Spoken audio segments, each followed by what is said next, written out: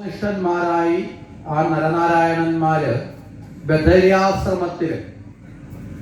ബദരാശ്രമത്തിൽ തപസ് ചെയ്ത് അതിൽ മുഴുകിക്കൊണ്ട് അവർ ഇങ്ങനെ മുന്നോട്ട് പോവുകയാണ്. അങ്ങനെ മുന്നോട്ട് പോകുന്ന വേളയിൽ ഇന്ദ്രന് ഒരു സംശയം ഉടലെടുത്തു. ഈ മഹർഷിമാര് എന്തിനാണ് ഇത്ര കഠിനമായ തപസ്സിൽ ഏർപ്പെടുന്നത്? ഇന്ദ്രന് പൊതുവിലൊരു ധാരണയുണ്ട്, ആര് തപസ് ചെയ്യുന്നതും തൻ്റെ ഇന്ദ്രപദവി നേടാനാണെന്നൊരു ധാരണ ആർക്കുണ്ട്? ഇന്ദ്രന് ഉണ്ട്. കാര്യം ഇന്ദ്രന് ഏറ്റവും ശ്രേഷ്ഠമായത് ഇന്ദ്രപട്ടമാണ് എന്നുള്ളൊരു ധാരണയും ഇന്ദ്രനുണ്ട്. അപ്പോൾ അതുകൊണ്ട് അത് മറ്റൊരാൾക്കും നഷ്ടപ്പെട്ടു പോകരുത് എന്ന് ആഗ്രഹിക്കുന്ന ആളാണ് ഇന്ദ്രൻ. അതുകൊണ്ട് ആര് തപസ് ചെയ്താലും ഇന്ദ്രൻ എന്ത് ചെയ്യും? തപോവിഘ്നത്തിന് മുതിരും. നമുക്ക് കാണാൻ സാധിക്കും. ദേവി ഭാഗവതിൽ തന്നെ വർണ്ണിക്കപ്പെടുന്ന ഒരു ഭാഗമാണ് മഹാബലി ചരിതം. മഹാബലി ധർമ്മിഷ്ഠനായിരുന്ന മഹാബലിയെ എന്തുകൊണ്ടാണ് വിഷ്ണു ഭഗവാൻ വാമനമൂർത്തിയായി വന്ന് അവിടെ മഹാബലിയെ നിന്ന് അദ്ദേഹത്തിനെ ആ രാജ്യത്ത് നിന്ന് ഭ്രഷ്ടനാക്കി മാറ്റിയത്, മറ്റൊരു സ്ഥാനത്തേക്ക് മാറ്റിയതും ഇന്ദ്രപദവിക്ക് വേണ്ടിയിട്ട് നടത്തപ്പെട്ട യാഗം മുടക്കിയതിൻ്റെയും കാരണം എന്താണ് എന്നൊരു ചോദ്യവും ഇതിനു മുമ്പ് തന്നെ ഋഷീശ്വരന്മാർ ചോദിച്ചിരുന്നു. കാരണം അവിടെ 100 യാഗം നടന്നാൽ ആ യാഗത്തിൻ്റെ ഫലമായിട്ട് അവിടെ മഹാബലി ആരായി മാറും? ഇന്ദ്രനായി മാറും. ഇവിടെ ഇന്ദ്രൻ എന്നത് കർമ്മഫലം കൊണ്ട് നേടുന്ന ഒരു സ്ഥാനമാണ്. മനസ്സിലായില്ലേ? സ്ഥിരസ്ഥലം അല്ല. ഇപ്പൊ നമുക്കറിയാം, നമ്മുടെ നാട്ടിൽ ഇപ്പോ ഈ അടുത്ത തെരഞ്ഞെടുപ്പ് വരാൻ പോവുകയാണ് അല്ലേ? അതിന് മുമ്പ് വരെ ഒരു പഞ്ചായത്ത് മെമ്പർ ഉണ്ടാവാം, ബ്ലോക്ക് മെമ്പർ ഉണ്ടാവാം, ശരിയല്ലേ? ഇവരൊക്കെ ഉണ്ടാവാം. അത് ആയിരുന്ന ആള് ഈ തെരഞ്ഞെടുപ്പ് കഴിഞ്ഞ് പുതിയ ആള് തെരഞ്ഞെടുക്കപ്പെടുന്നതോടുകൂടി എന്താവും? പിന്നെ മെമ്പർ ആവുമോ? 5 വർഷം നമ്മൾ മെമ്പറായി കണ്ടാണ്ട് നമ്മളിപ്പോൾ എന്ത് പറയും? മുൻ മെമ്പർ എന്ന് പറയും അല്ലേ? എക്സായി മാറി. അപ്പൊ അവര് മാറ്റപ്പെട്ടിട്ട് പുതിയ ആള് ആ സ്ഥാനത്തേക്ക് വരും. അപ്പൊ ഇതുപോലെ ശ്രേഷ്ഠമായ കർമ്മങ്ങളുടെ അടിസ്ഥാനത്തിൽ ആ യാഗങ്ങളുടെയും സത്കർമ്മങ്ങളും കൊണ്ട് ശ്രേഷ്ഠമാകുന്ന ആള് സ്വാഭാവികമായിട്ട് ഏത് സ്ഥാനത്തേക്ക് ഉയരും? ഇന്ദ്ര പദവിയിലേക്ക് എത്തപ്പെടും. അപ്പൊ ഇന്ദ്രന് പറയാൻ പറ്റില്ല, ഇല്ല ഞാൻ മാറത്തില്ല, ഞാൻ ഇവിടെ തന്നെ ഇരിക്കത്തുള്ളൂ എന്ന് പറയാൻ പറ്റുമോ? ഇപ്പൊ നമ്മുടെ നാട്ടിൽ ഈ തെരഞ്ഞെടുപ്പ് നടക്കുന്ന വേളയിൽ പഴയ പഞ്ചായത്ത് മെമ്പർ പറയാണ്, പുതിയ ആള് ജയിച്ചു വന്നാൽ ഇല്ലില്ല ഞാൻ മാറത്തില്ല, ഞാൻ ഇപ്പോഴും മെമ്പർ തന്നെയാണ്, അതുകൊണ്ട് പഞ്ചായത്ത് ഓഫീസിൽ പോയി കസേരയ്ക്കകത്ത് ഇരിക്കാൻ പറ്റുമോ? ചിലപ്പോൾ മനസ്സിലാക്കാനാണ് ഞാൻ ഈ നാട്ടിലെ കാര്യങ്ങൾ പറയണത്. അതാവുമ്പോൾ നമുക്ക് പെട്ടെന്ന് മനസ്സിലായില്ലേ? അപ്പോൾ എന്ത് ചെയ്യണം? അവിടെ നിന്ന് മാറിക്കൊടുത്തേ പറ്റൂ. ഇത് ദേവന്മാരുടെ ഇടയിലും ബാധകമാണ്. അപ്പൊ ദേവേന്ദ്ര സ്ഥാനം തനിക്ക് നഷ്ടപ്പെട്ടു പോകരുത് എന്ന് അധികാര സ്ഥാനത്തിനോടുള്ള മോഹമുള്ള എല്ലാവരും ആഗ്രഹിക്കൂലേ? ആഗ്രഹിക്കോ ഇല്ലയോ? അധികാരത്തിനോട് മോഹമുള്ള എല്ലാവരും ആഗ്രഹിക്കും. ഇവിടെ ഇന്ദ്രനും അധികാരത്തിനോടും സുഖത്തിനോടും ഒക്കെ മോഹമുള്ള ആളാണ്. നമ്മൾ ഇന്നലെ ഗോവർദ്ധനത്തെക്കുറിച്ച് പറഞ്ഞപ്പോൾ ഇന്ദ്രന്റെ സ്വഭാവത്തെക്കുറിച്ച്, ഇന്ദ്രൻ ദേവരാജാവാണ് എങ്കിലും ഇന്ദ്രന് മറ്റൊരു തത്വം കൂടിയുണ്ട്. ഇന്ദ്രിയങ്ങളുടെ നാഥനായ മനസ്സിന്റെ സ്വഭാവം, ചാഞ്ചല്യമുള്ള ആളാണ് ആര്? ഇന്ദ്രൻ. സുഖങ്ങൾ കിട്ടുമ്പോൾ അതിന്റെ പുറകിൽ ആര് പോകും? ഇന്ദ്രൻ പോകും. അങ്ങനെ സുഖകാംക്ഷിയാണ്. അതുകൊണ്ടാണ് ഇന്ദ്രൻ ഇടയ്ക്കിടയ്ക്ക് സ്വധർമ്മം മറന്നുകൊണ്ട് സുഖവിഷയങ്ങളിൽ മുഴുകുകയും അതിൻ്റെ ഫലമായിട്ട് എന്തുവരും? അസുരന്മാര് പലപ്പോഴും വന്ന് ഇന്ദ്രനെ നാടുകടത്തേക്ക് ചെയ്യുന്ന അവസ്ഥ പുരാണങ്ങളിലെ അസംഖ്യം സ്ഥലങ്ങളിൽ വിവരിക്കുന്നത് നമ്മൾ കാണുന്നുണ്ട്. അപ്പൊ അത്തരത്തിലുള്ള ആ അവസ്ഥയും നമുക്ക് കാണാം. അവിടെ ആ ഇന്ദ്രന് ഇത്തരത്തില് ഈ മഹാബലിയുടെ യഥാർത്ഥ പേരെന്താ?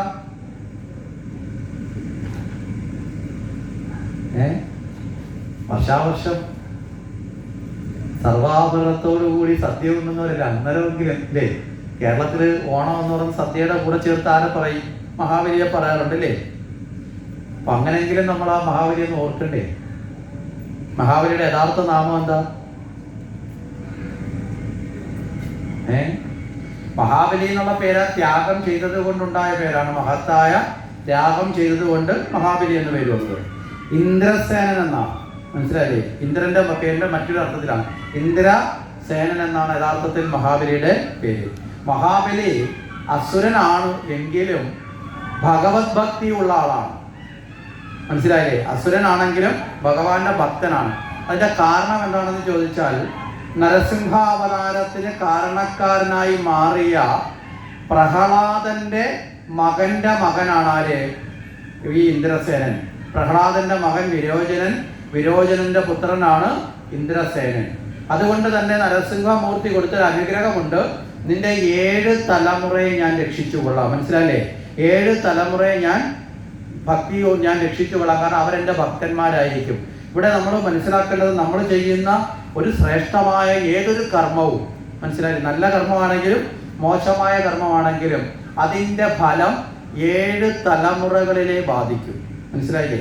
നമ്മളിപ്പോൾ ഈശ്വരീയമായ കർമ്മം ചെയ്താൽ അതിൻ്റെ സദ്ഗുണം 7 തലമുറയിലുണ്ടാവും. നമ്മളൊരു ദുർഗുണമാണ് ചെയ്യുന്നതെങ്കിലോ, തെറ്റായ കർമ്മമാണെങ്കിൽ അതിൻ്റെ ഫലങ്ങൾ, ദോഷങ്ങൾ 7 തലമുറയിലേക്ക് ബാധിക്കും. ഇത് തന്നെയാണ് DNA വ്യാപൃതമായി 7 തലമുറകളിലേക്ക് ഒരു മനുഷ്യന്റെ ജനുസ് നിലനിൽക്കുമെന്ന് പറഞ്ഞതിന്റെ മറ്റൊരു തത്വമാണിത്. അപ്പം നമ്മൾ ചെയ്യുന്ന ഏതൊരു കർമ്മവും അങ്ങനെയാണ്. ഇവിടെയാണ് നരസിംഹമൂർത്തി ഇങ്ങനെ ഒരു അനുഗ്രഹം കൊടുത്തത്, നിന്റെ 7 തലമുറയെ ഞാൻ എന്ത് ചെയ്യും? സംരക്ഷിക്കും എന്ന് പറഞ്ഞത്. അപ്പൊ 2ാമത്തെ തലമുറയിലാണ് ആര് വരുന്നത്? ഇവിടെ ഈ പ്രഹ്ലാദന്റെ മകനായിട്ടുള്ള ഇന്ദ്രസേനൻ കടന്നു വരുന്നത്. ഈ ഇന്ദ്രസേനാണ് പാലാഴി മദന സമയത്ത് ദേവന്മാരുടെ അഭ്യർത്ഥന പ്രകാരം പാലാഴി മദനത്തിന് പോയി സഹായിക്കുന്ന അസുര രാജാവും. അല്ലേ? അസുരന്മാരും ദേവന്മാരും ചേർന്നല്ലേ പാലാഴി കടഞ്ഞത്? ആണോ? ഇന്ന് എല്ലാവരും ബാൽക്കണിയിലാണ്. ദേവന്മാരും അസുരന്മാരും ചേർന്നിട്ടാണ് അന്ന് നേതൃത്വം കൊടുത്തതും ഈ ഇന്ദ്രസേനനാണ്. ആ ഇന്ദ്രസേനനാണ് ഇന്ദ്ര പദവിക്ക് വേണ്ടിയിട്ട് യാഗം നടത്തി. എന്താ കാരണമെന്ന് ചോദിച്ചാൽ, പാലാഴി മദനത്തിന് 2 കൂട്ടരും ചേർന്നിട്ടാണ് പാലാഴി മദനം നടത്തിയത്. പക്ഷേ ഒടുവിൽ അമൃത് വന്നപ്പോ ആദ്യം അസുരന്മാർ അത് എടുത്തുകൊണ്ട് ഓടി. ഇല്ലേ? ശരിയല്ലേ? അസുരന്മാർ അതുകൊണ്ട് പോയി. പക്ഷേ ദേവന്മാര് വിഷ്ണുവിന്റെ സഹായത്തോടു കൂടി മോഹിനി രൂപത്തിലേക്ക് എത്തുന്ന സാക്ഷാൽ വിഷ്ണു ഭഗവാൻ അമൃത് അസുരന്മാരുടെ കയ്യിൽ നിന്ന് തന്ത്രപൂർവം അത് വാങ്ങി ആർക്ക് കൊടുത്തു? ദേവന്മാർക്ക് കൊടുത്തു. ദേവന്മാർ അമൃതൊക്കെ കഴിച്ചു കഴിഞ്ഞതോടുകൂടി ദേവന്മാരെന്ത് ചെയ്തു? അസുരന്മാർ എന്നായാലും പ്രശ്നക്കാരാണ്. ഇപ്പൊ സഹായിച്ചതിനോടുള്ള നന്ദി മറന്നിട്ട് ഈ ദേവേന്ദ്രൻ ഈ അസുരന്മാരോട് യുദ്ധം ചെയ്തു. യുദ്ധം ചെയ്ത് ഈ ഇന്ദ്രസേന അടക്കമുള്ളവരെ അന്ന് വധിക്കുകയും ചെയ്തു. അങ്ങനെ യുദ്ധം ചെയ്ത് അസുരന്മാരെയൊക്കെ വധിച്ചു. അപ്പൊ ചോദിക്കും, പിന്നെ ഈ ഇന്ദ്രസേന ഏതാണ്? എല്ലാവരെയും അവിടെ വധിച്ചു. പക്ഷേ അസുര ഗുരുവായ ശുക്രാചാര്യർക്ക് മൃതസഞ്ജീവനി എന്നൊരു മന്ത്രം അറിയാം. ഈ മൃതസഞ്ജീവനി മന്ത്രം കൊണ്ട് മരിച്ചവരെ പുനർജീവിപ്പിക്കാൻ സാധിക്കും. അങ്ങനെ ശുക്രാചാര്യര് ഈ മൃതസഞ്ജീവനി മന്ത്രം കൊണ്ട് ആരെ പുനർജീവിപ്പിച്ചു? വീണ്ടും ഈ അസുരന്മാരെ പുനർജീവിച്ചു. അതാണ് വീണ്ടും ഇന്ദ്രസേനൻ വീണ്ടും കഥയിലേക്ക് വരുന്നത്. അപ്പൊ തന്നെ അസുരന്മാര് ഈ മഹാബലിയോട് അല്ലെങ്കിൽ ഇന്ദ്രസേനോട് പറഞ്ഞു, അന്നേ പറഞ്ഞതല്ലേ പാലാഴി മദനത്തിന് കടയാൻ വിളിച്ച സമയത്തെ ഞങ്ങൾ പറഞ്ഞതല്ലേ ദേവന്മാരെ വിശ്വസിക്കരുത്, അവസരത്തിന് വേണ്ടിയിട്ടാണ് അവർ നമ്മുടെ മുന്നിൽ വന്ന് പാലാഴി മദനത്തിന് 2 പേർക്കും കൂടെ ചേർന്ന് നിന്ന് കടയ കിട്ടുന്നത് നിങ്ങൾക്കും തരാം ഞങ്ങൾ എടുക്കാന്നൊക്കെ പറഞ്ഞിട്ട് ഏറ്റവും ശ്രേഷ്ഠമായത് വന്നപ്പോൾ അവരത് കൊണ്ടുപോയി. മനസ്സിലായില്ലേ? നമ്മളെ വഞ്ചിക്കുവാൻ വിഷ്ണുവും ചേർന്നത് കൊണ്ടുപോയി. അതുകൊണ്ട് ഈ ഇന്ദ്രൻ തന്റെ ഭാഗം സുരക്ഷിതമാക്കാൻ വേണ്ടി എന്ത് ചെയ്തു? അസുരന്മാരെ ആക്രമിക്കുകയും ചെയ്തു. അതുകൊണ്ട് ഇന്ദ്ര പദവി നമുക്ക് നേടിയെടുക്കണം. മനസ്സിലായില്ലേ? ഇന്ദ്ര പദവി ആർക്ക് നേടണം? അസുരന്മാർക്ക് ലഭിക്കണം. ശുക്രാചാര്യരുടെ അനുവാദത്തോടു കൂടി മഹാബലി യാഗം ആരംഭിച്ചു. ഈ യാഗം 100 യാഗം പൂർത്തിയായാൽ നേരെ മഹാബലി യോഗ്യനായി മാറും. മഹാബലിയിലേക്ക് ഏത് പട്ടം വരും? ഇന്ദ്രപട്ടം വന്നു ചേരും. അങ്ങനെ 100ാമത്തെ യാഗം നടക്കുകയാണ്. 99 യാഗവും മംഗളപൂർവ്വം പൂർത്തീകരിച്ചു. ഈ യാഗം പൂർത്തീകരിക്കപ്പെട്ടാൽ തന്റെ ഇന്ദ്രപട്ടം നഷ്ടപ്പെടും എന്ന് മനസ്സിലാക്കിയ ദേവേന്ദ്രൻ വളരെ വേഗത്തിൽ പോയി തന്റെ അമ്മയെ ആശ്രയിച്ചു. ഇവിടെയാണ് നമ്മൾ മുമ്പ് മാതൃപൂജയുടെ തത്വം പറഞ്ഞത്. മനസ്സിലായില്ലേ? അവിടെ ദേവേന്ദ്രന് പോലും അവിടെ ആശ്രയിക്കാൻ, ആ സഹായത്തിന് വേണ്ടി ആശ്രയിക്കുന്നത് അമ്മയായ അതിഥിയുടെ പാദത്തിൽ പോയി നമസ്കരിച്ചു. അമ്മ മകനെ സന്തോഷത്തോടെ സ്വീകരിച്ചു. എന്താണ് കാര്യങ്ങളൊക്കെ ചോദിച്ചു വളരെ വിഷമത്തോടുകൂടി ഇന്ദ്രൻ പറഞ്ഞു, അമ്മയുടെ മകൻ ഇന്ദ്രസ്ഥാനത്ത് നിന്ന് നഷ്ടപ്പെടാൻ പോവുകയാണ്, ഇനി ഏറെ നാളുണ്ടാവില്ല, എന്താ കാരണം എന്ന് ചോദിച്ചപ്പോൾ പറഞ്ഞു, ഇതാ അസുരന്മാരിലെ രാജാവായ ഇന്ദ്രസേനൻ അവിടെ ഒരു യാഗം നടത്തിക്കൊണ്ടിരിക്കുകയാണ്. ഈ യാഗം പൂർത്തീകരിക്കപ്പെട്ടാൽ അമ്മയുടെ മകന് ഇന്ദ്രസ്ഥാനം നഷ്ടപ്പെടും. ഒരമ്മയും തൻ്റെ മക്കൾക്ക് കിട്ടിയ സ്ഥാനം നഷ്ടപ്പെടാൻ ആഗ്രഹിക്കൂ? നിലനിർത്താനേ ആഗ്രഹിക്കൂ. അതിഥി എന്ത് ചെയ്തു? അതിഥി തൻ്റെ ഭർത്താവായ കശ്യപ മഹർഷിയോട് പറഞ്ഞു, ആ ഇന്ദ്രപദവി നിലനിർത്താൻ ആവശ്യമായ നിലയിൽ ആ ഇന്ദ്രനെ സഹായിക്കാൻ സാധിക്കുന്ന ഒരു പുത്രന് ജന്മം തരണം. മനസ്സിലായില്ലേ? എന്താ കാരണം എന്ന് ചോദിച്ചാൽ, ഈ കശ്യപ പ്രജാപതിക്ക് സാക്ഷാൽ വിഷ്ണു ഭഗവാൻ മകനായി പിറക്കുമെന്നുള്ള ഒരു അനുഗ്രഹമുണ്ട്. നമ്മൾ അതിന്റെ കഥ മെനഞ്ഞാന്ന് പറഞ്ഞിരുന്നു. നമ്മളെ ദേവകി വസുദേവന്മാര് അല്ലേ 3 ജന്മങ്ങൾക്ക് മുമ്പ് തപസ് ചെയ്തതും അവർക്ക് ഭഗവാൻ 3 ജന്മങ്ങളിൽ മകനായി ജനിക്കുമെന്ന് പറഞ്ഞതിൽ രണ്ടാമത്തെ ജന്മത്തിനുള്ള മാതാപിതാക്കളാണ് ആര്? കശ്യപനും അതിഥിയും. അപ്പൊ അതുകൊണ്ട് വിഷ്ണു ഭഗവാനെ ഇവിടെ വരുത്താനാണ് ആര് ഈ തന്ത്രം ഉപയോഗിച്ചത്? ഇന്ദ്രൻ ഈ തന്ത്രം ഉപയോഗിച്ചത്. അതിഥി അങ്ങനെ ആ ഭഗവാൻ തന്നെ പുത്രൻ, ഏറ്റവും ശ്രേഷ്ഠനായ പുത്രൻ എന്നാ പറഞ്ഞത്. അപ്പൊ ഭഗവാനേക്കാൾ ശ്രേഷ്ഠനായി വേറൊരാൾ ജനിക്കാനുണ്ടോ? ഉണ്ടോ? വേറെ ആൾ ഒരിക്കലും ഉണ്ടാവില്ല. അപ്പൊ ആ വിഷ്ണുവിനെ തന്നെ ഇനി നേരിട്ട് എന്തുകൊണ്ട് വിഷ്ണുവിന്റെ അടുത്തേക്ക് പോയില്ല ഇന്ദ്രൻ?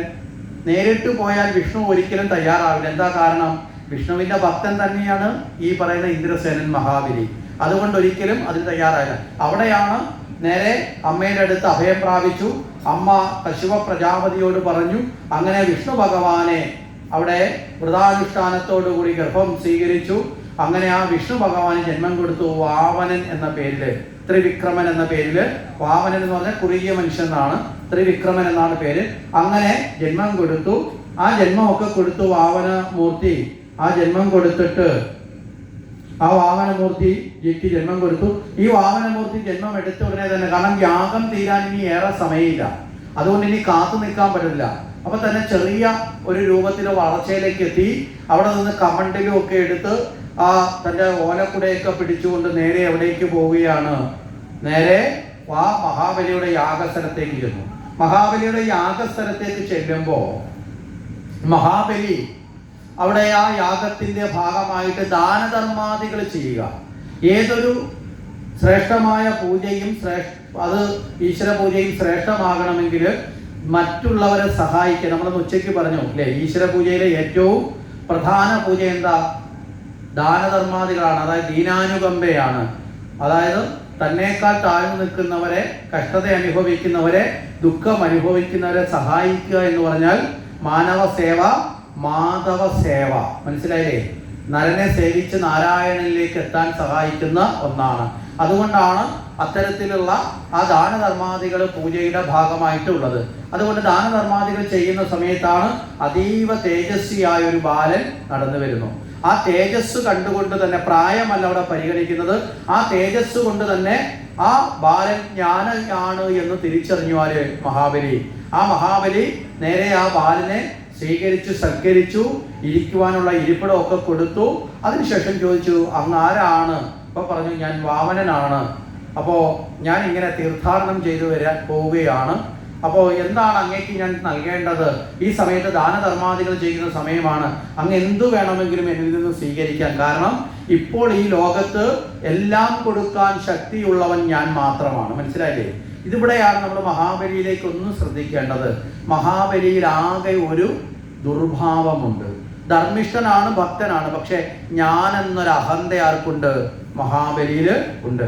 അതുകൊണ്ടാണ് മഹാബലി ഇവിടെ വാമനോട് പറയുന്നത്, എന്ത് ചോദിച്ചാലും തരാൻ എന്നോളം കഴിവുള്ള ഒരാൾ വേറെ ഇപ്പൊ ഈ ലോകത്ത് ഇല്ല. അപ്പൊ ഞാൻ എന്നൊരു ഭാവം അവിടെ വന്നില്ലേ? മനസ്സിലായില്ലേ? എന്ത് ചോദിച്ചാലും തരാൻ ആർക്ക് സാധിക്കും? എനിക്ക് സാധിക്കും. അപ്പൊ ഞാൻ എന്നൊരു ഭാവം വന്നു. ഈ അഹന്തയാണ്. അപ്പൊ ഇവിടെ ഭഗവാന്റെ ഒരു കടാക്ഷം നമ്മൾ ആലോചിക്കണം. ഒരു തരത്തിൽ പോലും തൻ്റെ ഭക്തരില് ഒരു അജ്ഞാനം ഉണ്ടാകരുത് എന്ന് ആരാഗ്രഹിക്കുന്നുണ്ട്? ഭഗവാൻ ആഗ്രഹിക്കുന്നുണ്ട്. അഹന്ത എന്നത് അജ്ഞാനത്തിന്റെ ബീജമാണ്. ഈ ഞാനെന്ന ഭാവമാണ് നമ്മളെ ദുഷിപ്പിച്ച് നശിപ്പിക്കുന്നത്. ഈ ഞാനെന്ന ഭാവത്തെ ഉപേക്ഷിക്കാൻ സാധിച്ചാൽ നമ്മുടെ ജീവിതത്തിൽ ഏതാണ്ട് പരിപൂർണമായും നമുക്ക് രക്ഷപ്പെടാൻ സാധിക്കും. ഈ ഞാനെന്ന ഭാവം അത് തോന്നായിക വേണമിക അല്ലേ? ഹരിനാമകീർത്തനത്തിൽ ഒരു വരി തന്നെ പറയും, ഈ ഞാനെന്ന ഭാവം, ഈ ഭാവം ഉപേക്ഷിക്കാൻ വളരെ പ്രയാസമുള്ളൊരു കാര്യമാണ് ഞാനെന്ന ഭാവത്തെ കളയുക എന്നുള്ളത്. അപ്പൊ ഈ ഒരു നിലയിലാണ് ഇതിനെ മാറ്റണം എന്ന് ആരാഗ്രഹിക്കുന്നു? ഭഗവാനും ആഗ്രഹിക്കുന്നു. കാരണം തന്റെ ഭക്തനാണ്. അപ്പൊ ഭക്തരില് ഒരു ദുർഗുണവും ഉണ്ടാകരുത്. ഇപ്പൊ മാതാപിതാക്കള് മക്കളിൽ ഒരു ദുർഗുണവും ഉണ്ടാകരുതെന്ന് ആഗ്രഹിക്കുന്നത് പോലെയാണ് ഈശ്വരനും തന്റെ ഭക്തന്മാരെ സംരക്ഷിക്കുന്നത്. അതുകൊണ്ട് തന്നെ ഈ ഒരു അവസരത്തെ വിനിയോഗിക്കാനായിട്ടാണ് ആര് വരുന്നത്? വാമനൻ വരുന്നത്. യഥാർത്ഥത്തിൽ ഇന്ദ്രനെ സഹായിക്കാൻ എന്നുള്ള ഒരു പ്രകടമായ പുറംഭാവമേ ഉള്ളൂ. യഥാർത്ഥത്തിൽ വിഷ്ണു ഭഗവാന്റെ ഉദ്ദേശം എന്താ? ഇവിടെ ഈ മഹാബലിയിൽ നിന്ന് ഞാനെന്ന ഭാവത്തെ ഇല്ലാതാക്കണം. ഈ ഞാനെന്ന ഭാവത്തെ ഇല്ലാതാക്കാതെ ഈ മഹാബലി ഈ യാഗം പൂർത്തീകരിച്ചാൽ ഉണ്ടാകുന്ന ആപത്ത് എന്താണെന്ന് ചോദിച്ചാൽ ഇന്ദ്രസ്ഥാനത്തേക്ക് മഹാബലി എത്തും, അതിന് സംശയമില്ല. അങ്ങനെ എത്തുന്ന സമയത്ത് മഹാബലിയോടൊപ്പം ഇപ്പൊ ചേർന്ന് നിൽക്കുന്ന സഹകരിക്കുന്ന മുഴുവൻ ആൾക്കാരും ആരാ? അസുരന്മാരാണ് അല്ലെ? ഈ അസുരന്മാരും അതോടുകൂടി എവിടെ എത്തും? ദേവലോകത്ത് എത്തും. മഹാബലി നല്ല ആളായിരിക്കാം, പക്ഷെ അദ്ദേഹത്തിന്റെ കൂടെ വരുന്ന അനുചരന്മാര് മോശപ്പെട്ട ആൾക്കാരാണെങ്കിൽ ദേവലോകത്തിന്റെ അവസ്ഥ എന്തായി മാറും? പറഞ്ഞു മനസ്സിലായില്ലേ? ഇപ്പൊ നമ്മൾ നാട് ഭരിക്കാൻ വേണ്ടി തിരഞ്ഞെടുക്കുന്ന മന്ത്രി നല്ല ആളായിരിക്കും, പക്ഷേ മന്ത്രിയുടെ സെക്രട്ടറിയും പ്രൈവറ്റ് സെക്രട്ടറിയും അനുചര ബന്ധവും സ്തുതിപാഠകന്മാരായിട്ടും മന്ത്രിയുടെ ബന്ധുക്കളായിട്ട് കൂടെ ചെന്ന് താമസിക്കാൻ ചെല്ലുന്നവരൊക്കെ അല്ലേ സാർത്ഥതയുള്ളവരും മോശക്കാരുമാണെങ്കിൽ മന്ത്രി പോലും അറിയാതെ മന്ത്രിയെ ദുരുപയോഗം ചെയ്തില്ലേ? ശരിയല്ലേ?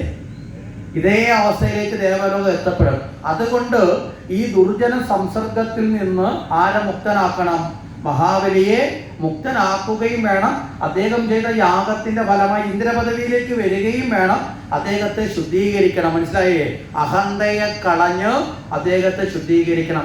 അതിനാണ് ഇവിടെ യഥാർത്ഥത്തിൽ വാമനനായിട്ട് ആര് വരുന്നത്? ഭഗവാൻ വരുന്നത്. അപ്പൊ എന്ത് വേണമെങ്കിലും തരാമെന്ന് പറഞ്ഞു. ആ സമയത്ത് ഇവിടെ പല ഓഫറുകളും വെച്ചു. രാജ്യം വേണോ, ഗ്രാമം വേണോ, അത് സമ്പത്ത് സ്വർണം വേണോ, ഗോക്കള് വേണോ, അങ്ങോട്ട് ചോദിക്കുന്നുണ്ട്. ഈ സമയത്ത് വാമനമൂർത്തി പറഞ്ഞു, എനിക്ക് അങ്ങ് എന്ത് നൽകണം? എന്ത് നൽകണം? നമ്മളൊക്കെ ഓണത്തിന്റെ കഥകളൊക്കെ കേട്ടില്ല. എന്ത് നൽകണമെന്നാ? നമ്മൾ കേട്ടി വെച്ചിരിക്കുന്നതിൽ ഒരു തെറ്റ് തിരുത്താൻ വേണ്ടിയിട്ടാണ് ഇങ്ങനെ അങ്ങോട്ട് ചോദിച്ചത്. നമ്മളെല്ലാവരും ധരിച്ചു വെച്ചിരിക്കുന്ന 3 അടി മണ്ണ് ചോദിച്ചു എന്നാ അല്ലേ? ആണോ? ഇവിടെയാണ് നമ്മൾ കൃത്യമായി മനസ്സിലാക്കിക്കൊണ്ട് പോകണം എന്ന് പറയുന്നത്. 3 അടി മണ്ണല്ല ചോദിച്ചത്. അങ്ങനെ 3 അടി മണ്ണാണ് ചോദിച്ചതെങ്കിൽ ഭഗവാൻ ആ വാക്ക് പാലിക്കട്ടെ. 3 അടി മണ്ണിൽ തന്നെയല്ലേ കാല് വെക്കാവുമായിരുന്നു? ഭഗവാൻ 3 അടി മണ്ണിനകത്താണോ കാല് വെച്ചത്? ആണോ? 3 പ്രാവശ്യം കാല് വെച്ചത് മണ്ണിലാണോ? അല്ല. നമ്മളെയൊക്കെ വീട്ടിൽ ചിലപ്പോ കളിയാക്കിക്കൊണ്ട് നമ്മളോട് പറയും, ഓ ഇവന്റെ തലയിൽ കളിമണ്ണായിരിക്കുന്നത്, അതെനിക്ക് മഹാബലിയുടെ തലയിൽ മണ്ണാണെന്ന് പറയാൻ പറ്റുമോ? ഒരിക്കലും പറ്റില്ല. അപ്പൊ 3 പാദവും മണ്ണിലല്ല വെച്ചത്. 3 പാദം വെക്കാനുള്ള സ്ഥാനം മനസ്സിലായില്ലേ? ഇവിടെ പ്രാധാന്യം മണ്ണിനാണോ ഭഗവാന്റെ പാദത്തിനാണോ? ഏതിനാ പ്രാധാന്യമുള്ളത്? ഭഗവാന്റെ പാദത്തിനാണ്. മനസ്സിലായില്ലേ? അതുകൊണ്ടാണ് നമ്മൾ ഏത് പ്രാർത്ഥനകളും നമസ്കാരങ്ങളും ഭഗവാന്റെ പാദത്തിലാണ് സമർപ്പിക്കുന്നത്. ശരിയല്ലേ? ആണോ? സംശയമുണ്ടോ ചിലർക്ക്? ഭഗവാന്റെ പാദത്തിനാണ്. നമ്മൾ സന്ധ്യനാമം ചെല്ലുമ്പോ അവിടെ നമ്മൾ ഓരോ നാമം തീരുമ്പോഴും നമ്മൾ പറയുന്നത് എങ്ങനെയാ? മുകുന്ദപാദം ചേരണേ അല്ലേ? രാമരാമ പാഹിമ. അപ്പൊ സത്യനാമമൊക്കെ മറന്നുപോയി. ഇപ്പൊ വല്ല ലജ്ജാവതിയെ കള്ളക്കടക്കണ്ണിലോ ഇഷ്ടമല്ലടാ എനിക്ക് ഇഷ്ടമല്ലടാ എന്നുള്ളതൊക്കെയാണ് നമ്മുടെ അമ്മമാർക്ക് വരുമ്പോൾ പാടാനറിയാവുന്ന പാട്ടുകൾ. കാരണം ഇപ്പൊ നമുക്ക് നാമജപമൊക്കെ നമ്മൾ മാറ്റി വെച്ചല്ലോ. ഉച്ചയ്ക്ക് പറഞ്ഞാണൊക്കെ യന്ത്രങ്ങളിലേക്ക് കൊടുത്തു. നമ്മളിപ്പോ യന്ത്രങ്ങളായി മാറി. യന്ത്രങ്ങൾ ഭക്തിയിലേക്ക് തിരിഞ്ഞു, നമ്മൾ മാറുകയും ചെയ്തു. ഇതാണ് അവസ്ഥ. അപ്പൊ ഇവിടെ 3 പാദം വെക്കാനുള്ള സ്ഥലം മനസ്സിലായോ? 3 പാദത്തിനാണ് പ്രാധാന്യം. ഭഗവാന്റെ പാദത്തിനാണ്. അങ്ങനെ ആ സ്ഥാനം ചോദിച്ചു. ആദ്യത്തെ പാദം കൊണ്ട് മഹാബലി ഇതുവരെ നേടിയത് മുഴുവനും കടന്നു. മനസ്സിലായോ? ആദ്യത്തെ പാദം കൊണ്ട് ഇതുവരെ നേടിയത് അടങ്ങും. 2ാമത്തെ പാദം കൊണ്ട് ഇനി നേടാനായിട്ട് എന്തെങ്കിലും ഈ പ്രപഞ്ചത്തിലുണ്ടെങ്കിൽ അതങ്ങ് അടങ്ങും. മനസ്സിലായില്ലേ? അപ്പൊ ഒന്ന് നേടിയതും ഇനി നേടാനുള്ളതും. നമുക്കും ഈ ലോകം ഇങ്ങനെ 2 തരത്തിലല്ലേ? നമ്മളൊന്ന് മധ്യത്തിൽ നിന്നുകൊണ്ട് ചിന്തിച്ചു നോക്കേ, ഒരു സെൻട്രൽ സൂചിയിൽ നിന്നുകൊണ്ട് നമ്മൾ ഈ ലോകത്തെ ഒന്ന് വേർതിരിച്ച് നോക്കേ.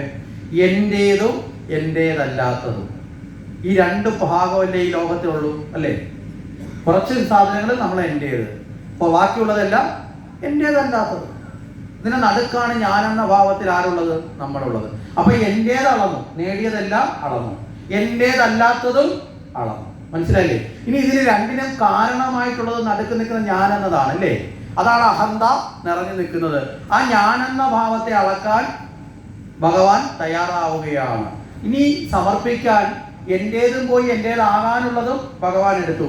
ഇനിയുള്ളത് എന്താ? ഞാനെന്ന ഭാവമാണ്. ആ ഞാനെന്ന ഭാവത്തെ ഭഗവാനെ നിന്റെ പാദത്തിലേക്ക് ഞാൻ സമർപ്പിക്കുകയാണ്. ആ ഞാനെന്ന ഭാവം എനിക്ക് തോന്നാതിരിക്കട്ടെ. ആ അഹന്തയെ ഉപേക്ഷിക്കാൻ ആര് തയ്യാറാവുന്നു? മഹാബലി തയ്യാറാവുന്നു. മഹാബലി ആദ്യം പറഞ്ഞത് എന്താ? എന്തു ചോദിച്ചാലും തരാൻ എന്നെ കൊണ്ട് സാധിക്കും. മനസ്സിലായില്ലേ? അപ്പൊ എന്തു തരാനും സാധിക്കും എന്ന് പറഞ്ഞ മഹാബലിയുടെ അഹന്ത ഇവിടെ പരാജയപ്പെട്ടു. കൊടുക്കാൻ ഇനി വല്ലതും ഉണ്ടോ? ഇതുവരെ ഉള്ളതും പോയി, ഇനി കിട്ടാനുള്ളതും പോയി. ഇനി ഉള്ളത് എന്താ? ഞാനെന്ന ഭാവമാണ്. നേരെ തന്റെ ശിരസ് കുനിച്ചു കൊടുത്തു. ഭഗവാൻ ആ പാദം കൊണ്ട് ശിരസിൽ പാദം വെച്ച് അനുഗ്രഹിച്ചു. അവിടെ ചവിട്ടി താഴ്ത്തിയിട്ടൊന്നും ഇല്ല പുരാണത്തില്.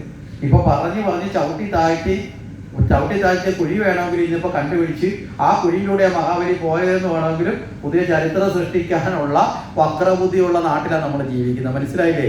അവിടെ ആ പാദം കൊണ്ട് അനുഗ്രഹിച്ചിട്ട് പറഞ്ഞത് സുധലം എന്ന ലോകം, ദേവലോകത്തേക്കാൾ ശ്രേഷ്ഠമായ സുധലം എന്ന ലോകത്ത് പോയി വസിക്കുക. ആ സുധലത്തിലാണ് മഹായോഗിമാര് വസിക്കുന്നത്. വിഷ്ണു ഭഗവാനും സാക്ഷാൽ ലക്ഷ്മിയുമാണ് അവിടെ സേവനം ചെയ്യുന്നത്. സേവ ചെയ്യുന്നത് അവിടെ വസിക്കുന്നവർക്ക് ആവശ്യമായതല്ല, ഒരുക്കി കൊടുക്കുന്നത് തന്നെ വിഷ്ണു ഭഗവാനും ലക്ഷ്മിയാണ്. അങ്ങനെ ഈശ്വരൻ പോലും ബഹുമാനിക്കുന്ന സ്ഥാനമാണ് ഏത്? സുതലം. അവിടെയാണ് പ്രഹ്ലാദനാകുന്ന മുത്തശ്ശനൊക്കെ ഉള്ളത്. ആ സുതലത്തിലേക്ക് യാത്രയാക്കി അങ്ങനെ അസുരന്മാരിൽ നിന്ന് വിമുക്തമാക്കി മാറ്റി. മനസ്സിലായില്ലേ? അസുരന്മാർക്ക് അവിടെ പോകാൻ അനുവാദമില്ലല്ലോ. അപ്പൊ അവിടെ നിന്ന് വിമുക്തമാക്കി ആ മഹാബലിയെ സുതലത്തിലേക്കാക്കി. പ്രഹ്ലാദനെ പോലെയുള്ള മഹാഭക്തന്മാരുടെ സത്സംഗം കൊണ്ട് മനഃശുദ്ധി നേടി. അത് കഴിഞ്ഞ് പറഞ്ഞു, അടുത്ത മന്വന്തരത്തില് സാവർണി മനുവിന്റെ കാലത്ത് ഇന്ദ്ര പദവിയും ആർക്ക് നൽകി? മഹാബലിക്ക് നൽകി. ഈ മഹാത്യാഗം ചെയ്യണം അദ്ദേഹത്തിന് മഹാബലി എന്ന് പറഞ്ഞു. ഇപ്പൊ ഇവിടെയും നമുക്ക് കാണാം, ഇന്ദ്രൻ അവിടെ യാഗത്തെ തടയാൻ ചെന്നു. ഇന്ദ്രൻ ഈ ഒരു പ്രവൃത്തിയുണ്ട്. ഇതുപോലെയാണ് നരനാരായണ മഹർഷിമാരുടെ തപസ് നടക്കുന്ന വേളയിലും ഇന്ദ്രന് തോന്നി ഈ തപസ് തന്റെ ഇന്ദ്ര പദവി നേടാനാണോ? അങ്ങനെയാണെങ്കിൽ ഈ നരനാരായണന്മാരുടെ തപസ്സിന് എന്ത് വരണം? വിഘ്നമുണ്ടാവണം എന്ന് തീരുമാനിച്ചു. അതിനു വേണ്ടിയിട്ട് എന്ത് ചെയ്തു? അതിനു വേണ്ടിയിട്ട് മേനകയും രംഭ തിലോത്തമമാരെ തുടങ്ങിയ വശീകരണ ഭാവത്തോടു കൂടിയ നർത്തകിമാരെ, അപ്സരസുകളെ എവിടേക്ക് അയച്ചു? ഈ ബദരിയാശ്രമത്തിലേക്ക് അയച്ചു. ഇവര് സർവ്വസന്നാഹത്തോടു കൂടി എവിടെ എത്തി? ബദരിയാശ്രമത്തിലേക്ക് എത്തി. അങ്ങനെ വശീകരിക്കാൻ പാട്ടും ഡാൻസും ഒക്കെ ആയിട്ട് മോഹിനിമാരായിട്ടുള്ള മേനകയും രംഭയും തിലോത്തമയൊക്കെ അങ്ങനെ ശ്രമിച്ചു. അപ്പൊ തപസ് ചെയ്തുകൊണ്ടിരുന്ന നരൻ നാരായണനോട് അതൊക്കെ പറഞ്ഞു, പ്രകൃതിയിൽ എന്തോ ഒരു മാറ്റം വരുന്നുണ്ട്, നമ്മുടെ ഈ തപസ്സിന് തടസ്സം വരുത്താൻ വേണ്ടി ആരോ പരിശ്രമിക്കുന്നുണ്ട് എന്ന് തിരിച്ചറിഞ്ഞു. ഇവിടെ ഇവരുടെ നൃത്തവും ഡാൻസിന്റെ ഒക്കെ ബഹളം അവിടെ ഇവരുടെ ഉള്ളിലേക്ക് കടന്നു വന്നു. ഈ സമയത്ത് നാരായണൻ പറഞ്ഞു, ഇത് മറ്റാരുമല്ല, ഇത് ഇന്ദ്രന്റെ പ്രവൃത്തിയാണ്. ഇന്ദ്രൻ ഇങ്ങനെയൊക്കെയുള്ള ചില കുരുത്തക്കേടുകളുണ്ട്. ഇടയ്ക്കിടയ്ക്ക് തപസ് ചെയ്യുന്ന മഹർഷിമാരുടെ തപസ്സിനെ അളക്കാൻ വേണ്ടിയിട്ട് ഇന്ദ്രൻ എന്ത് ചെയ്യും? തങ്ങളുടെ ദാസിമാരായ ഈ അപ്സരസുകളെ വിട്ട് തപസ്സലക്കാറുണ്ട്. അതുകൊണ്ട് നമ്മുടെ തപോശക്തിക്ക് മുന്നിൽ ഇന്ദ്രൻ പോലും നിസാരനാണെന്ന് ഇന്ദ്രൻ അറിയുന്നില്ല. അതുകൊണ്ട് ഇന്ദ്രനെ ഇതൊന്ന് അറിയിച്ചു കൊടുക്കണം. ഇന്ദ്ര, സാധാരണ ഉള്ളതുപോലെ വിശ്വാമിത്രനെ പോലെയുള്ള ആൾക്കാരല്ല ഞങ്ങള്, സാക്ഷാൽ നരനാരായണ മൂർത്തികളാണ്. അതുകൊണ്ട് തന്നെ ഈ അപ്സരസുകളെ കൊണ്ടൊന്നും ഞങ്ങളുടെ ഈ തപസ്സിനെ നിഷ്ഠയെ അളക്കാൻ സാധിക്കില്ല. ഇവിടെ നമുക്ക് എന്തുകൊണ്ടാണ് ഈ ഒരു കഥ ഭാഗവതത്തിലൂടെ പറയുന്നതെന്ന് ചോദിച്ചാൽ, ഇവിടെ തപസ്സിന് വിഘ്നം വന്നാൽ, നമ്മുടെ ഉപാസനയ്ക്ക് വിഘ്നം വന്നാൽ അതുവരെ ആർജിച്ചത് മുഴുവൻ നഷ്ടപ്പെടും. മനസ്സിലാവുന്നുണ്ടോ? അതുകൊണ്ട് എന്ത് ചെയ്യണം? ഈശ്വരാരാധനയ്ക്ക് മുഴുകുന്ന സമയത്ത്, നമ്മുടെ ജീവിതത്തിൽ ലക്ഷ്യബോധത്തോട് മുന്നോട്ട് പോകുന്ന സമയത്ത് പ്രലോഭിപ്പിക്കുന്ന എന്തു വന്നാലും അതിലേക്ക് ഒരിക്കലും എന്തു പോകരുത്? മനസ്സ് പോകരുത്. പറഞ്ഞതിന്റെ അർത്ഥം മനസ്സിലായില്ലേ? നമ്മുടെ മനസ്സ് പോകരുത്. അങ്ങനെ മനസ്സ് പോവുകയാണെങ്കിൽ ഒരിക്കലും നമുക്ക് നമ്മുടെ ലക്ഷ്യങ്ങൾ ജീവിതത്തിൽ നേടാൻ സാധിക്കുകയില്ല. ഇത് നമ്മൾ തിരിച്ചറിയണം. ഇവിടെ നാരായണൻ പറയുന്നു, അതുകൊണ്ട് ആ ഇന്ദ്രന്റെ ഈ കുതന്ത്രങ്ങൾക്ക് മറുപടി കൊടുക്കണം. അങ്ങനെ ചിന്തിച്ചുകൊണ്ട് ഇവര് പെട്ടെന്ന് നാരായണ മഹർഷി എന്ത് ചെയ്തു, തൻ്റെ കാൽത്തുടയിൽ കൈകൊണ്ട് താളം പിടിച്ച് ആ കാൽത്തുടയിൽ തടവുന്ന സമയത്ത് ആ കാൽത്തുടയിൽ നിന്ന് അതിസുന്ദരിയായ ഒരു സ്ത്രീ പ്രത്യക്ഷപ്പെട്ടു. ഊർവിൽ നിന്ന് പ്രത്യക്ഷപ്പെട്ടത് കൊണ്ട് അവൾക്ക് ഉർവശി എന്ന പേരും കൊടുത്തു. മനസ്സിലായില്ലേ? അങ്ങനെ അതീവ സുന്ദരി. അപ്പോഴാണ് ഈ മഹർഷിമാരെ വശീകരിക്കാൻ വേണ്ടി അണിഞ്ഞൊരുങ്ങി വന്ന മേനകയും രംഭയും തിലോത്തമയൊന്നും ഉർവശിയുടെ മുമ്പിൽ ഒന്നുമല്ലാത്ത അവസ്ഥയായി മാറി.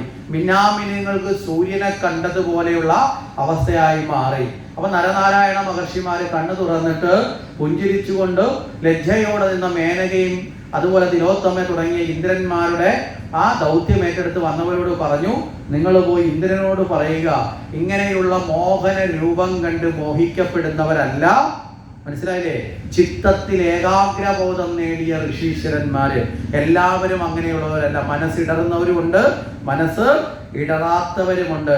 അവിടെ പരിപൂർണമായും മനസ്സിനെ ജയിച്ചിട്ടുള്ളവരാണ് ഞങ്ങൾ. അപ്പൊ ഇവിടെ മനോജയം വന്നവർക്ക് ജീവിതത്തിൽ ഒരിക്കലും എന്തുണ്ടാവില്ല, പതനം ഉണ്ടാവുകയില്ല.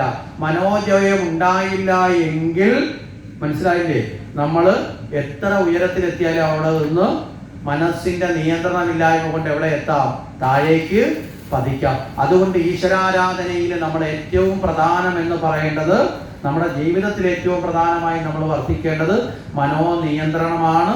ആ മനോനിയന്ത്രണം ഇന്ദ്രിയങ്ങളെയും മനസ്സിനെയും നിയന്ത്രിക്കുന്നതിൽ നമ്മൾ എത്ര കണ്ട് പ്രാധാന്യം കൊടുക്കുന്നുവോ അത്ര കണ്ട് നമുക്ക് മുന്നോട്ട് പോകാൻ സാധിക്കും. ഈ മനോനിയന്ത്രണം ഇല്ലെങ്കിലോ നേരെ ഏണിയും പാമ്പിന്റെ കളിയായി പോകും. ഏണിയും പാമ്പെന്ന് പറയുന്നൊരു കളി നമ്മൾ കണ്ടിട്ടില്ലേ? ഈ കട്ട മാറി മാറി അല്ലേ, 98 ചെല്ലുമ്പോൾ പാമ്പിന്റെ വായിരിക്കുന്ന കട്ടയിലാണ് നമ്മൾ ചെല്ലുന്നതെങ്കിൽ എവിടെ വരണം, അവിടുന്ന് നേരെ വാലിരിക്കുന്ന സ്ഥലത്തില്ലേ ഏറ്റവും താഴത്തെ സംഖ്യയിലേക്ക് വീണ്ടും ഇറങ്ങി വരും. പറഞ്ഞു മനസ്സിലായില്ലേ? വീണ്ടും നമ്മൾ കളിച്ച് ചെല്ലുമ്പോൾ വീണ്ടും പാമ്പിന്റെ വായിപ്പെട്ട താഴെ വരും. മനോനിയന്ത്രണം ഇല്ലാത്തത് ഇതുപോലെയാണ്. നമ്മൾ പരമാവധി പലതും ചെയ്ത് നമ്മൾ മുകളിലേക്ക് എത്തും. അവിടെ വെച്ച് നിയന്ത്രണമില്ലാത്ത മനസ്സ് നമ്മളെ കീഴ്പ്പെടുത്തും, നമ്മൾ താഴേക്ക് പതിക്കും. അങ്ങനെ നമ്മുടെ ജീവിതം ഉയർച്ച താഴ്ചകളിൽ പെട്ടുപോകും. നേരെ മറിച്ച് മനോനിയന്ത്രണം ഉണ്ടെങ്കിലോ നമുക്ക് മുന്നോട്ടുള്ള പ്രയാണം സുഗമമായിരിക്കും. ഇത് കാട്ടിക്കൊടുത്തു. എന്നിട്ട് പറഞ്ഞു, നിങ്ങൾ ഇവിടെ വന്ന നിങ്ങളെക്കാൾ സുന്ദരികളായ ഈ മനോർമണികളായിട്ടുള്ള സ്ത്രീകളെ സൃഷ്ടിക്കാനുള്ള കഴിവ് ഞങ്ങൾക്കുണ്ട്, പക്ഷേ അതിനോടുള്ള താല്പര്യം ഞങ്ങൾക്കില്ല. അതുകൊണ്ട് ഞങ്ങളെ പരീക്ഷിക്കാനുള്ള പ്രവൃത്തി ഇന്ദ്രനോട് വേണ്ട എന്നറിയിച്ചേക്കാൻ പറഞ്ഞു. അങ്ങനെ പോകുമ്പോൾ ഇന്ദ്രന് സമ്മാനമായിട്ട് ആരെയും കൊടുത്തു, ഉർവശിയും കൂടെ കൊടുത്തു. മനസ്സിലായില്ലേ? ഇങ്ങോട്ട് വിട്ടവരെക്കാൾ അതീവ സുന്ദരിയായ ഉർവശിയെ കൊടുത്തിട്ട് പറഞ്ഞു, ഇന്ദ്രനോട് പറയുക, ഈ ഉർവശിയെ കാണുമ്പോൾ തന്നെ ഇന്ദ്രന് കാര്യങ്ങൾ ബോധമാകും. ഇന്ദ്രനോട് പറയുക, ഇനി മേലിൽ മഹായോഗിമാരായിട്ടുള്ളവരുടെ തപസ്സിന് വിഘ്നം വരുത്താൻ വേണ്ടി എത്തരുത് എന്നുള്ള കാര്യം കൂടി അറിയിക്കണം എന്ന് പറഞ്ഞുകൊണ്ട് അവിടെ ഉർവശി, അതാണ് ഉർവശി ചരിതം എന്ന ഭാഗത്തിലൂടെ കാണാൻ സാധിക്കുന്നത്. ഇനി ഇതേ നരനാരായണ മഹർഷിമാര് കാണാൻ വേണ്ടി ഇവരടുത്തേക്ക് നരനാരായണ മഹർഷിമാരുടെ ആശ്രമത്തിലേക്ക് പ്രഹ്ലാദൻ കടന്നു വരുന്ന ഒരു ചരിതമുണ്ട്. ഇവിടെ പ്രഹ്ലാദൻ നമുക്കറിയാം, പ്രഹ്ലാദൻ നരസിംഹമൂർത്തിയുടെ അനുഗ്രഹം വാങ്ങിയിട്ടുള്ള പരമഭക്തനാണ്. അപ്രകാരമുള്ള പ്രഹ്ലാദൻ, ആ അനുഗ്രഹമൊക്കെ വാങ്ങി ഇരിക്കുന്ന പ്രഹ്ലാദന്റെ ആ കൊട്ടാരത്തിലേക്ക് ചവന മഹർഷി കടന്നു വന്നു. ആ ചവന മഹർഷി കടന്നു വന്നപ്പോൾ അങ്ങ് ആരാണ് എന്ന് ചോദിച്ചു. ഇനി ഇന്ദ്രൻ അങ്ങാണ് അയച്ച ദൂതനാണോ എന്നൊക്കെ ചോദിച്ചപ്പോൾ പറഞ്ഞല്ല, ഞാൻ ഇങ്ങനെ ഭൃഗുനന്ദനായ മഹർഷിയാണ്. എന്താണ് കാര്യം? ഞാൻ തീർത്ഥാടനം ചെയ്തു വരുന്ന സമയത്ത് എന്നെ ഒരു സർപ്പം വിഴുങ്ങാൻ വേണ്ടി ശ്രമിച്ചു. ആ സമയത്ത് ഞാൻ ആ സർപ്പത്തിൽ നിന്ന് രക്ഷപ്പെടാൻ വേണ്ടി പരാശക്തി സ്വരൂപിണിയായ ഭഗവതിയെ പ്രാർത്ഥിച്ചു. ആ സമയത്ത് ആ സർപ്പത്തിന്റെ പിടിയിൽ നിന്ന് ഞാൻ രക്ഷപ്പെട്ടു, പക്ഷേ ഞാൻ ഈ ലോകത്തേക്ക് എത്തപ്പെട്ടു എന്ന് പറഞ്ഞു. അങ്ങനെ ആ ഭൃഗുനന്ദനായ മഹർഷിയെ സൽക്കരിച്ചിരുത്തി അദ്ദേഹത്തിനോട് പ്രഹ്ലാദൻ ചോദിക്കുന്നുണ്ട്, അങ്ങ് അനേകം സ്ഥലങ്ങളിൽ യാത്ര ചെയ്യുന്ന ആളാണ്, അതുകൊണ്ട് തീർത്ഥാടനങ്ങൾ, പുണ്യസ്ഥലങ്ങളെക്കുറിച്ച് അങ്ങേക്ക് വളരെ അറിവുണ്ടാവും. അതുകൊണ്ട് തീർത്ഥാടനങ്ങളെക്കുറിച്ച്, പുണ്യതീർത്ഥങ്ങളെക്കുറിച്ച് അങ്ങ് പറയണം എന്ന് പറഞ്ഞു. ഈ ലോകത്തും അതുപോലെ തന്നെ പാതാളം, ഭൂമി, സ്വർഗം തുടങ്ങിയ ഈ പ്രപഞ്ചത്തിലുള്ള ഏതൊക്കെ ലോകങ്ങളുണ്ടോ അവിടേക്ക് ഏതൊക്കെ തീർത്ഥസ്ഥലങ്ങളുണ്ട്, ആ തീർത്ഥസ്ഥലങ്ങളിലെല്ലാം തീർത്ഥാടനത്തിന് പോകണമെന്നൊരു ആഗ്രഹം എനിക്കുണ്ട് എന്നാര് പറഞ്ഞു? പ്രഹ്ലാദൻ പറഞ്ഞു. അപ്പോൾ യാത്ര ചെയ്ത് വരുന്ന ഒരാളിനോട് ചോദിക്കുകയാണ്, പോകാനുള്ള നല്ല സ്ഥലങ്ങളുടെ ലിസ്റ്റ് ചോദിക്കുകയാണ്. നമ്മൾ പറയത്തില്ലേ, ഇന്ന സ്ഥലത്ത് പോയാൽ കാണാൻ പറ്റുന്ന സ്ഥലങ്ങൾ ഏതൊക്കെയാണെന്ന് ചോദിക്കുന്ന പോലെ തീർത്ഥാടനം ചെയ്യാനുള്ള യോഗ്യമായ സ്ഥലം ഏതൊക്കെയാണെന്ന് മഹർഷിയോട് ചോദിക്കുകയാണ്. ഇവിടെ തീർത്ഥാടനം എന്ന് പറഞ്ഞാൽ ആ വാക്കിന്റെ അർത്ഥം എന്താ?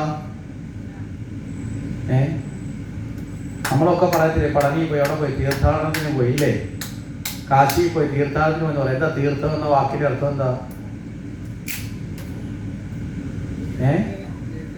തീർത്ഥാടനം, തീർത്ഥം, അതിന്റെ അർത്ഥം എന്താ? നമ്മൾ ക്ഷേത്രത്തിൽ ചെല്ലുമ്പോൾ തിരുമേനിയോട് പറയും തീർത്ഥം എന്താന്നൊക്കെ പറയത്തില്ല. എന്താ തീർത്ഥം? തീർത്ഥം എന്ന വാക്കിന്റെ അർത്ഥം ശുദ്ധീകരിക്കാൻ സഹായിക്കുന്നതെന്തോ അത് തീർത്ഥം. മനസ്സിലായില്ലേ?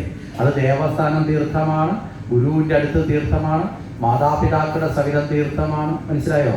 ക്ഷേത്രത്തിൽ നിന്ന് തരുന്ന ഈ ജലം മാത്രമല്ല തീർത്ഥം എന്ന് പറയുന്നത്. തീർത്ഥങ്ങൾ പലതരത്തിലുണ്ട്. പിതൃതീർത്ഥം, ഗുരുതീർത്ഥം, ദേവതീർത്ഥം, ആത്മതീർത്ഥം, പല തീർത്ഥങ്ങളുണ്ട്. അതിൽ ഇവിടെ തീർത്ഥാടനം എന്ന് പറഞ്ഞാൽ ശുദ്ധീകരിക്കാൻ സഹായിക്കുന്നത് ആ സ്ഥലങ്ങളാണ്. അപ്പൊ ആത്മശുദ്ധിക്ക് വേണ്ടി തീർത്ഥാടനം നടത്തേണ്ട സ്ഥലം ഏതൊക്കെയാണെന്ന് ചോദിക്കും.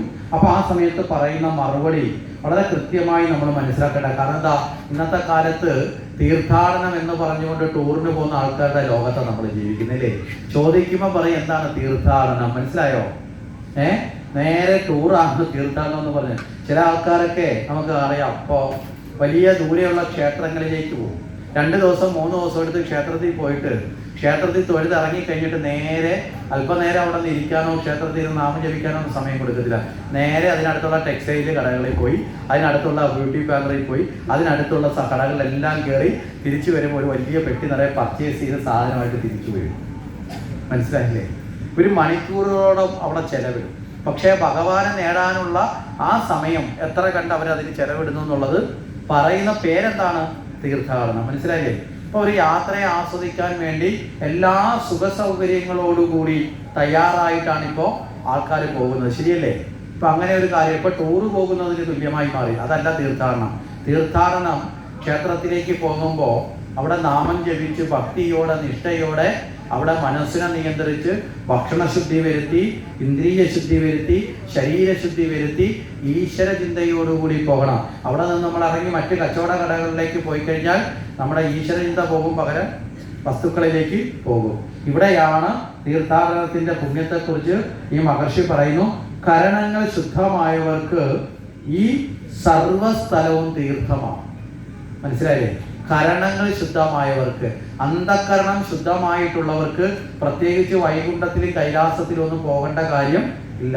അവർ ജീവിക്കുന്ന സ്ഥലം എവിടെയാണോ അവിടെ തീർത്ഥമാണ്. മനസ്സിലാവുന്നുണ്ടോ? എങ്ങനെയുള്ളവർക്ക്? അന്ധകരണ ശുദ്ധിയുള്ള. ഇപ്പൊ മനഃശുദ്ധിയുള്ള അന്ധകരണ ശുദ്ധിയുള്ള ഒരാൾക്ക് അയാൾ കൈലാസത്തിൽ പോയാലേ ശിവനെ കാണാവുന്നൊന്നും ഇല്ല. മനസ്സിലാവുന്നുണ്ടോ? അയാൾ വൈകുണ്ഠത്ത് പോയാലേ വിഷ്ണുവിനെ കാണാവുന്നൊന്നും ഇല്ല. അയാൾക്ക് എവിടെയാണോ ആ ആളുള്ളത് ആ സ്ഥലത്ത് തന്നെ സർവ്വദേവന്മാരുടെ സാന്നിധ്യം അനുഭവിക്കാൻ സാധിക്കും. അപ്പൊ തീർത്ഥാടനത്തിൽ ഏറ്റവും പ്രധാനം എന്ന് പറയുന്നത് മനഃശുദ്ധിയാണ്. ആ മനഃശുദ്ധി ഉണ്ടെങ്കിൽ നമ്മൾ യാത്ര പോലും പാടില്ല. ഇനി അത് കഴിഞ്ഞ് തൊട്ടടുത്ത് ചേർത്ത് പറയും, അറിവില്ലാത്ത അജ്ഞാനത്തിൽപ്പെട്ട് മോഹത്തിൽപ്പെട്ട് കിടക്കുന്ന മനുഷ്യന് പുണ്യസ്ഥലം പോലും, മനസ്സിലായില്ലേ, ആ സ്ഥലത്ത് പോലും അവർക്കത് തീർത്ഥാടനമായി മാറണം എന്നില്ല. അത് അശുദ്ധമായി മാറും. അവർക്ക് തീർത്ഥാടനമൊക്കെയും അവർക്ക് പരിപൂർണമായിട്ട് ശ്രേഷ്ഠമായി മാറണമെന്നില്ല. അവർക്കൊന്നും പരിശുദ്ധമല്ല. ഇപ്പൊ നമുക്കറിയാം, നമ്മളൊക്കെ ഇവിടുന്ന് എത്രയോ യാത്ര ചെയ്ത് ഗംഗാനദിയിൽ കുളിക്കാൻ വേണ്ടി പോകും അല്ലേ, ഗംഗാസ്നാനത്തിന് പോകും. നമ്മൾ പോകുന്ന നമ്മുടെ മനസ്സിലെന്താ, ഗംഗാസ്നാനം കഴിയുന്നതോടുകൂടി നമ്മൾ ശുദ്ധന്മാരായി മാറും. സർവ്വ കർമ്മദോഷങ്ങളും പാപങ്ങളും അകന്ന് പരിപൂർണമായി ശുദ്ധി വരുത്താനാണ് ഗംഗയിൽ നമ്മൾ പോയി സ്നാനം ചെയ്യുന്നത്. ഈ സങ്കല്പത്തോടെയല്ലേ നമ്മൾ ഇവിടുന്ന് പോയി സ്നാനം ചെയ്യുന്നത്. എന്നാൽ ഗംഗയുടെ ചുറ്റും താമസിക്കുന്ന ലക്ഷക്കണക്കിന് ആൾക്കാരുണ്ട്. ഈ ആൾക്കാരാണെങ്കിൽ എല്ലാ ദിവസവും പോയി സ്നാനം ചെയ്യുന്നവരായിരിക്കും, പോയി കുളിക്കുന്നവരായിരിക്കും. ഇവരാരെങ്കിലും ഈ സങ്കല്പത്തോടായിരിക്കുമോ? മനസ്സിലായില്ലേ? അവർക്ക് വെറും കുളിക്കാനുള്ള ജലം. ഈ സങ്കല്പമില്ലാത്ത ഒരാളിന് ഈ പറഞ്ഞ മനോഭാവത്തിൽ മാറ്റം വരുമോ? മനസ്സിലായോ? ആ ആളിനൊരിക്കലും മനോഭാവത്തിൽ മാറ്റം വരില്ല. അവർക്കില്ല പറയുന്ന കണക്ക് എന്താ, മുറ്റത്തെ മുല്ലയ്ക്ക് മണമില്ലെന്ന് പറയുന്നത് കണക്ക് അവർക്ക് ഗംഗാനദി വെറും ഒരു ജലം ഒഴുകുന്ന നദിയാണ്. പക്ഷെ നമ്മളെ സംബന്ധിച്ചോളം ഗംഗാനദി പവിത്രമാണ്. മനസ്സിലാവുന്നുണ്ടോ? അപ്പൊ ആ ഒരു നിലയിൽ മനസ്സിന്റെ സങ്കല്പങ്ങളാണ് നമുക്ക് ഓരോ സ്ഥാനവും തീർത്ഥമാക്കി മാറ്റുന്നത്. ആ മനസ്സങ്കല്പം കൃത്യമായിട്ട് നൽകുവാൻ നമുക്ക് സാധിക്കണം. ആ മനഃശുദ്ധി കൊണ്ടാണ് തീർത്ഥമായി മാറേണ്ടത് എന്ന് പറഞ്ഞു. ഇതെല്ലാം കേട്ട പ്രഹ്ലാദൻ തീർത്ഥാടനത്തിന് വേണ്ടി യാത്ര ചെയ്ത് പോകുന്ന സമയത്ത് ഈ നരനാരായണ മഹർഷിമാരെ കണ്ടു. അങ്ങനെ നോക്കുമ്പോൾ രണ്ടുപേരും തപസ് ചെയ്യുന്നുണ്ട്. പക്ഷെ തപസ് ചെയ്യുന്ന ആളുകളുടെ അടുത്ത് അമ്പും വില്ലും വാളും ഒക്കെ ഇരിക്കുന്നു. അപ്പൊ പ്രഹ്ലാദൻ പറഞ്ഞു, ഇവന്മാര് കള്ളന്മാരാണ് കണ്ടിട്ട്. കാരണം എന്താ, തപസ് ചെയ്യുന്നവർക്ക് ആയുധം വേണ്ടല്ലോ, ആയുധവും കൊണ്ട് എന്തിനാ തപസ്യായിരിക്കുന്നത്? അത് പ്രഹ്ലാദൻ അങ്ങോട്ട് ഇഷ്ടപ്പെട്ടില്ല. വ്യാജഭക്തിയാണ്. കാരണം പ്രഹ്ലാദൻ പരമഭക്തനാണ്. മനസ്സിലായില്ലേ? പ്രഹ്ലാദനാണ് ഭക്തിയിൽ നവതാഭക്തി എന്ന മാർഗം ഉപദേശിക്കുന്ന ആള്. ഭാഗവതത്തിൽ പ്രഹ്ലാദനാണ്. ആ പ്രഹ്ലാദനാണ് ഇവിടെയും കാണുന്നത്. നവതാഭക്തി എന്ന് പറഞ്ഞാൽ എന്താ? ശ്രവണം, കീർത്തനം, വിഷ്ണു സ്മരണം, പാദസേവനം, അർച്ചനം, വന്ദനം, ദാസ്യം, സഖ്യം, ആത്മനിവേദനം. അതാണ് അവതാഭക്തി. ആ പ്രഹ്ലാദനാണ് ഇവിടെ ഈ ആയുധമൊക്കെ അടുത്ത് വെച്ചിട്ടിരിക്കുന്നത് കണ്ട് നോക്കുന്നത്. ആ സമയത്ത് ഈ പ്രഹ്ലാദൻ ചോദിച്ചു, നിങ്ങൾ ആരാണ്? എന്തിനാണ് സന്യാസിമാർ വിരുദ്ധമായ ഭാവത്തിൽ ഇരിക്കുന്നത്? സന്യാസിമാർക്ക് ആയുധം ആവശ്യമില്ലല്ലോ എന്നൊക്കെ ചോദിച്ച് തർക്കിച്ചു. അത് നീ അല്ലല്ലോ തീരുമാനിക്കേണ്ട, ഞങ്ങളല്ലേ എന്ന് നരനാരായണന്മാര് പ്രതികരിച്ചു. ഉടൻ തന്നെ പ്രഹ്ലാദൻ ആയുധം എടുത്തു, യുദ്ധത്തിന് വെല്ലുവിളിച്ചു. നരനാരായണന്മാരുമായി യുദ്ധത്തിലേർപ്പെട്ടു. അനേക കാലം നീണ്ടിരുന്നു. അതിൽ പ്രഹ്ലാദൻ വളരെ കഴിവുള്ള ആളാണ്. പക്ഷേ വിഷ്ണു ഭഗവാന്റെ അനുഗ്രഹം നേടിയ ആളാണ്. നരസിംഹമൂർത്തി അനുഗ്രഹം നേടി. പക്ഷേ ഇവിടെ ആരെ പരാജയപ്പെടുത്താൻ പറ്റുന്നില്ല? നരനാരായണന്മാർക്ക് തിരിച്ചു പ്രഹ്ലാദനെയും പരാജയപ്പെടുത്താൻ പറ്റാത്ത സമയത്ത് രണ്ട് കൂട്ടർ അവരുടെ ഇഷ്ടമൂർത്തിയായ വിഷ്ണുവിനെ ആശ്രയിച്ചു. ആ സമയത്ത് വിഷ്ണു ഭഗവാൻ പ്രത്യക്ഷപ്പെട്ട പ്രഹ്ലാദനെ ആശ്വസിച്ചിട്ട് പറഞ്ഞു, പ്രഹ്ലാദ, ഞാൻ തന്നെയാണ് നരനാരായണന്മാരെന്ന് നീ അറിയണം. അവർ ആയുധമെടുത്തിരിക്കുന്നത് അവിടെ ശാസ്ത്രത്തിനോടൊപ്പം ശസ്ത്രവും ഏന്തുന്നതാണ് നമ്മുടെ ധർമ്മരക്ഷണം. ആ ധർമ്മരക്ഷണത്തിന് വേണ്ടിയിട്ടാണ് സന്യാസിമാരായ നരനാരായണ മൂർത്തിമാര് ആയുധമെടുത്തിരിക്കുന്നതെന്ന് പറയുന്നു. ഇവിടെ നമ്മളും മനസ്സിലാക്കേണ്ടത്, നമ്മളും നമ്മുടെ ജീവിതത്തിൽ ഭക്തന്മാരായി മുന്നോട്ട് പോകുമ്പോൾ അവിടെ നമ്മുടെ ധർമ്മത്തെ നിലനിർത്താൻ ആയുധം എടുക്കേണ്ട നാളത്തെ വാളും കത്താളും എടുത്തു നടക്കണം എന്നല്ല പറഞ്ഞത്. ശക്തി ഉപയോഗിക്കേണ്ട സ്ഥലത്ത് ശക്തിയെ ഉപയോഗിക്കാനും നമ്മൾക്ക് സാധിക്കണം. ശക്തിയും ബുദ്ധിയും അറിവും ചേർന്നാലേ ജീവിതത്തിൽ വിജയമുണ്ടാവുകയുള്ളൂ. അതുകൊണ്ട് ആ ശക്തിയും ബുദ്ധിയും ഒരുമിച്ച് ചേരാൻ നമുക്ക് സാധിക്കണം എന്നുകൂടി സൂചിപ്പിച്ചുകൊണ്ട് ഈ സമയത്ത് നമുക്ക്